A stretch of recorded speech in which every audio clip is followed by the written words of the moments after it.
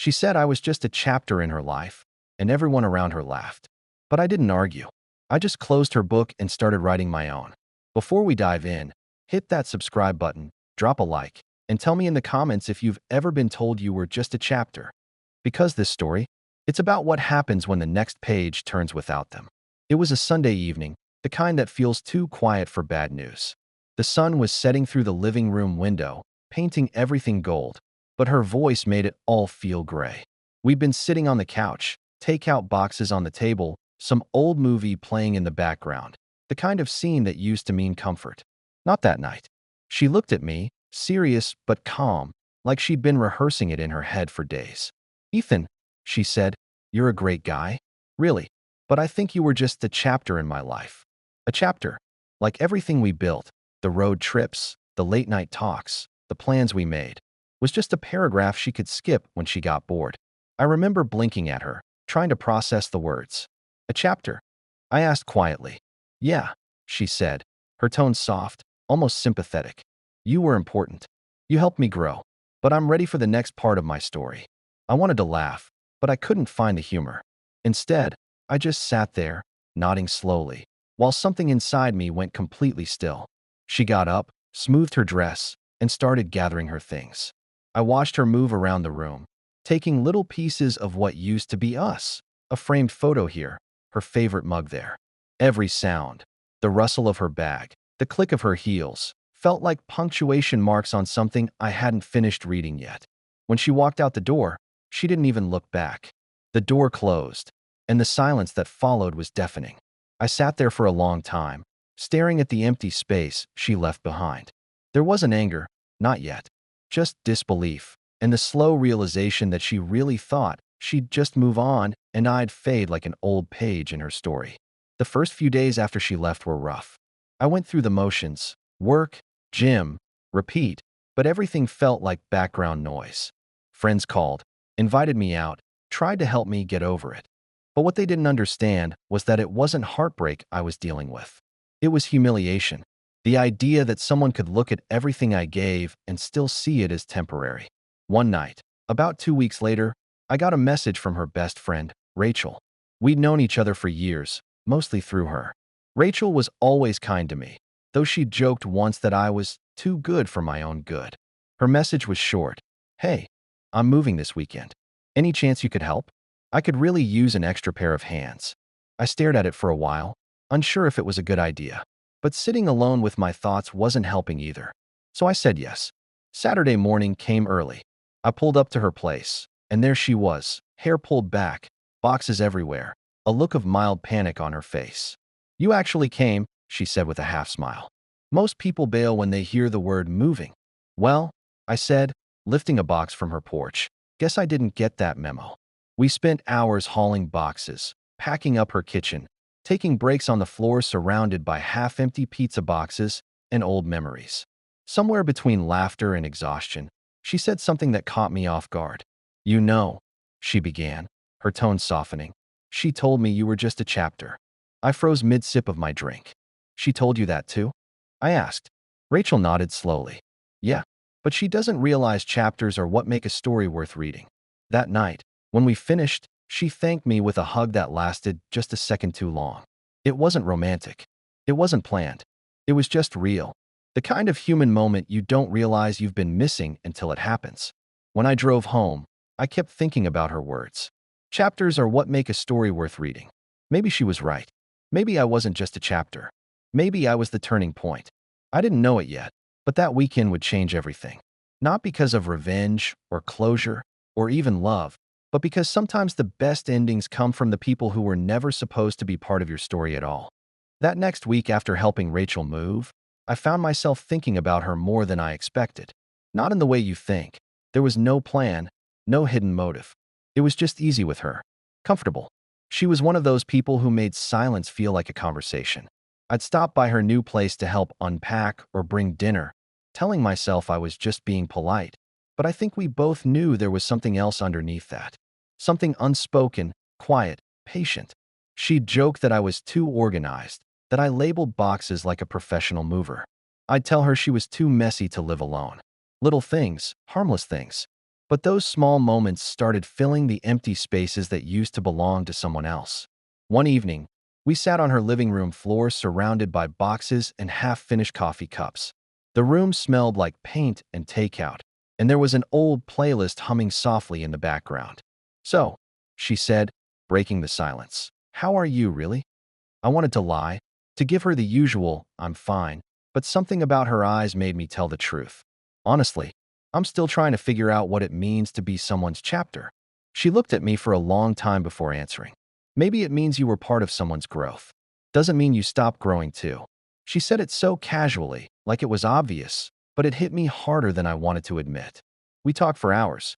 About mistakes, regrets, dreams that felt too far away, and all the things we'd both lost along the way. When I left that night, she hugged me again. That same quiet kind of hug that didn't ask for anything but gave everything.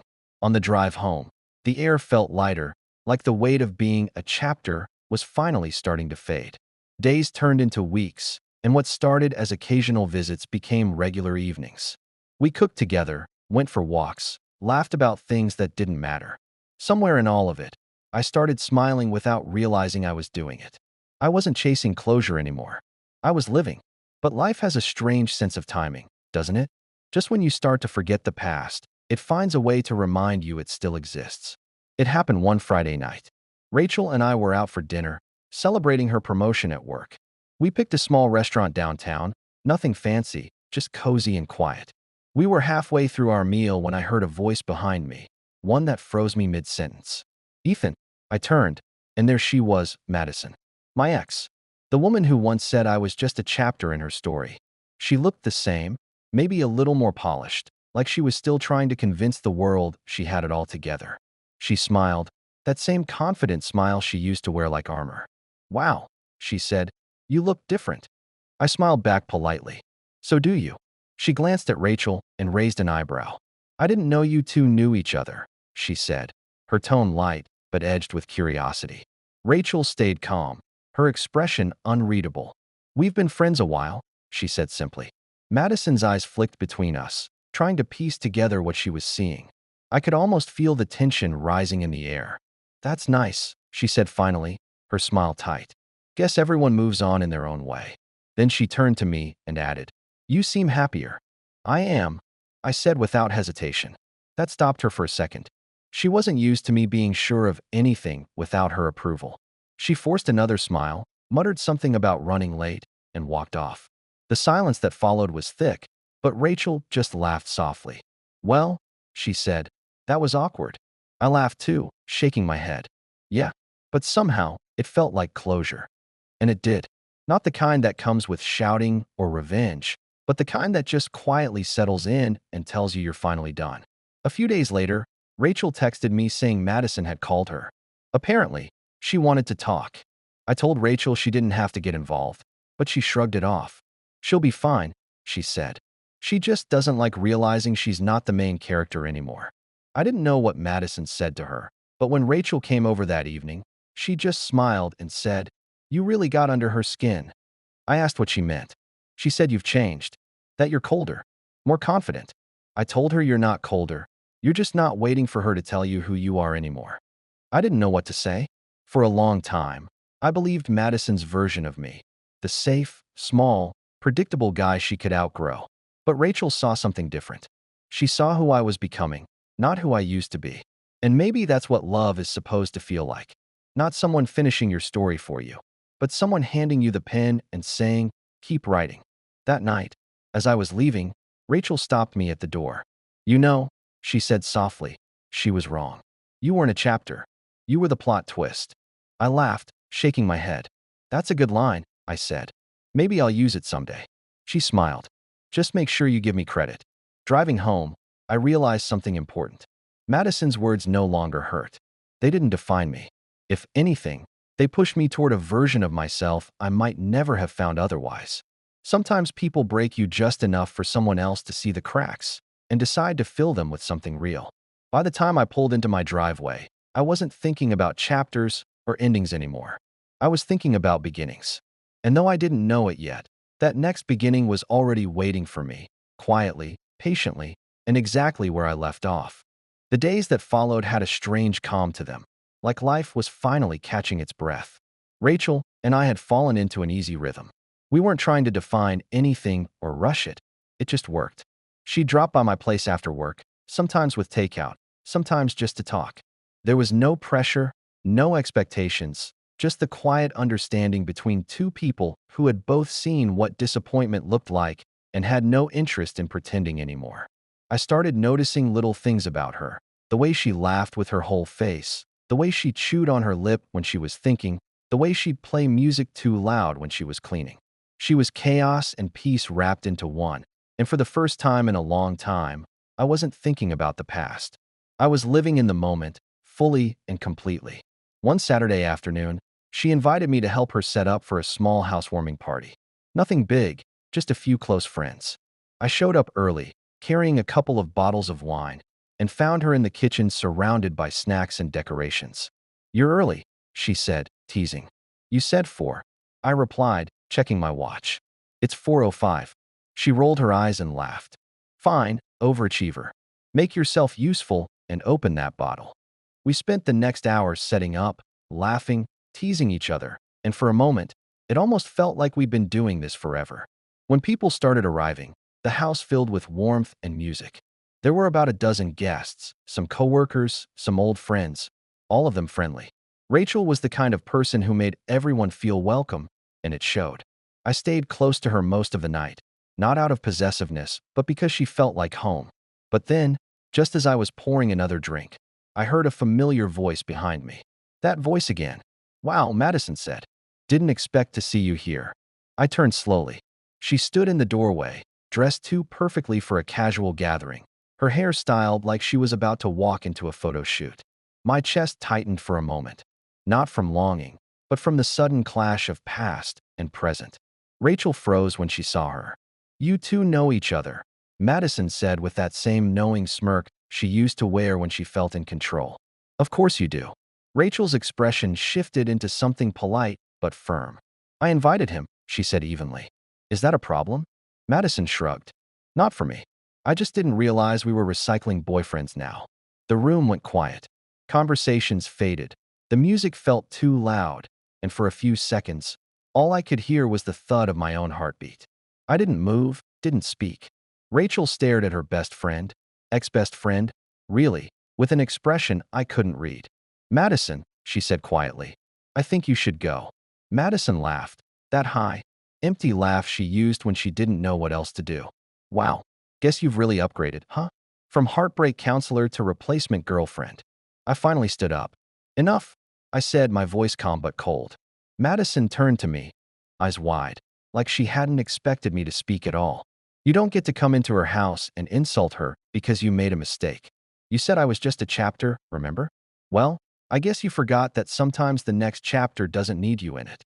The silence that followed was sharp. She stared at me, blinking fast, like the words had cut deeper than she'd admit. Rachel stepped closer, her hand brushing mine, steady and sure. "You should leave," she said again, softer this time, but with enough strength that even Madison couldn't ignore it. Madison hesitated for a moment, then turned on her heel and walked out. The sound of the door closing felt like an ending, the real one. The room stayed quiet for a while, the guests unsure of what to do. Then Rachel exhaled and said, "Well, that was awkward. Who wants dessert?" The tension broke instantly. Laughter returned, conversations resumed, and just like that, the moment passed. But for me, it didn't. It lingered. Because standing there next to Rachel, watching her handle the storm with grace, I realized something. Madison's words no longer had power. They were just echoes of someone else's insecurity. Later that night, after everyone left, Rachel and I sat on the porch with the last 2 glasses of wine. The night air was cool, and the street was quiet except for the distant hum of traffic. "I'm sorry about that," she said softly. "She had no right to show up like that." I shook my head. "Don't apologize. She showed me exactly what I needed to see." Rachel tilted her head. "And what's that?" I smiled faintly. "That I was never the problem. I was just in the wrong story." She smiled back, and for a while, neither of us said anything. The silence wasn't awkward this time. It was full. The kind of silence that means everything's finally right where it should be. When she finally leaned her head against my shoulder, it felt natural. No performance, no hesitation. Just two people who'd both been through their share of broken chapters, finally realizing they were part of something new. As the night stretched on, I thought about how life works in strange ways. Sometimes, the people who hurt you the most are the ones who unknowingly lead you to the people who heal you. I didn't need revenge, or apologies, or dramatic closure. I just needed peace. And sitting there with Rachel, I had it. What I didn't know, though, was that fate wasn't done writing. Because in stories like these, the best pages always turn when you least expect them to. The morning after the party, I woke up to the sound of rain tapping softly against the windows. The city was quiet, washed in gray, and for the first time in a long time, I felt completely at ease. I made coffee, sat by the window, and thought about everything that had led to that moment. The heartbreak, the silence, the strange, accidental friendship that had turned into something deeper. I wasn't the same man I had been months ago, the one who had begged for explanations or looked for closure in someone else's eyes. I'd learned that closure doesn't come from others. It comes from deciding the story doesn't control you anymore. Around noon, Rachel called. Her voice was soft but steady. "Hey," she said. "You free today?" I smiled. "For you? Always." She laughed lightly. "Good. Come by. I need help with something." When I arrived at her place, she was standing by the door with 2 cups of coffee, looking like she hadn't slept much. "I've been thinking about last night," she said. "About her." I sighed. "You don't have to. She's not worth it." Rachel nodded, but there was a seriousness in her eyes. "I know. It's not about her. It's about what happens next." We sat on the couch, and she looked at me with this expression that was equal parts fear and certainty. "Ethan, I don't want to make this complicated, but I care about you. More than I thought I would." Her honesty caught me off guard. For a moment, I just stared at her, searching for words that could hold what I was feeling. "Rachel," I said quietly, "you don't have to explain. You've been there when I needed someone, not because you had to, but because you wanted to. That's more than I ever got from anyone before." She smiled, almost shyly. "Good, because I think we both deserve something real this time." I reached over, took her hand, and for a few seconds, the world outside disappeared. It wasn't a grand, cinematic moment. It was simple, quiet, human, and somehow that made it perfect. Weeks passed, and life fell into a new rhythm. Rachel and I grew closer, not in the dramatic, sweeping way movies show it, but in the real way that happens when two people build something honest. We cooked together, planned trips we might never take, stayed up too late talking about everything and nothing. The past felt like a distant echo. Even when I thought about Madison, it wasn't with anger anymore, just gratitude. She had walked away thinking I was a chapter, and maybe she was right. But she never realized that chapters don't end the story. They just lead to the parts worth remembering. Then one afternoon, fate decided to test that piece again. Rachel and I were at a small bookstore downtown. She was flipping through novels while I browsed the business section when a familiar voice behind me said, "Ethan." I turned, and there she was again, Madison. She looked surprised, almost uncertain. Her polished confidence was still there, but softer now, like life had taught her a few lessons too. "It's been a while," she said. I nodded. "Yeah, it has." Her eyes flicked past me and landed on Rachel, who was walking toward us, a book in hand. Madison's expression shifted instantly. Shock, then realization, then something she couldn't quite hide. "You too," she began, but the words trailed off. Rachel smiled politely. "Hey, Madison," she said, her tone calm but distant. "It's been a long time." Madison nodded slowly, forcing a smile. "Yeah, I didn't expect, well, this." I could feel the tension thickening, but I didn't let it linger. "Life's funny that way," I said. "You think you know how it's going to go, and then it surprises you."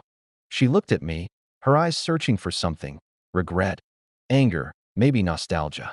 "So," she said finally, "I guess I really was just a chapter, huh?" There was a faint tremor in her voice, like she already knew the answer. I met her gaze and said, "Every chapter ends, but not everyone gets to see how the story finishes." For a moment, the world seemed to hold still. Rachel stood beside me, calm and steady, the kind of presence that made everything else fade. Madison blinked, a flicker of something crossing her face. Regret, sadness, realization, maybe all at once. "You look happy," she said quietly. "I am," I replied simply. She nodded once, her eyes glistening as she whispered, Good. I guess that's how it's supposed to be. Then she smiled, a real one this time, small and tired, and turned to leave. Watching her walk away didn't hurt. It didn't stir anything at all. It just felt like turning the last page of a book I'd already finished. Rachel slipped her hand into mine. "You okay?" she asked. I smiled. "Yeah, I think that was the last loose end." She leaned her head on my shoulder as we walked out into the sunlight, the rain from earlier gone, replaced by the bright shimmer of a new afternoon. Everything felt lighter, like the air itself had forgiven me for holding on too long. That night, we sat on her balcony watching the city lights flicker. "Do you ever think about how people come and go in our lives?" she asked. "All the time," I said. "I used to think it meant something was wrong with me. Now I think it just means their part of the story is done." She nodded. "Exactly. And sometimes, the best chapters are the ones we never planned." I looked at her, really looked at her, and realized that everything that had once broken me had somehow led me here, to this moment, this peace, this quiet kind of love that didn't need to be loud to feel real. As the night settled around us, I thought about what Madison had said months ago, and for the first time, it made sense. Maybe I was just a chapter in her life, but in mine, she was the lesson that led to something greater. I didn't need revenge or validation. I had the ending she never expected. And as I held Rachel close, I whispered to myself, every story has chapters, but the best ones, the ones worth rereading, are written by the people who stay. If this story hit you somewhere deep, don't forget to subscribe, like, and share your thoughts in the comments. Tell me, has someone ever walked out of your story, only for you to realize they were just setting up your next chapter?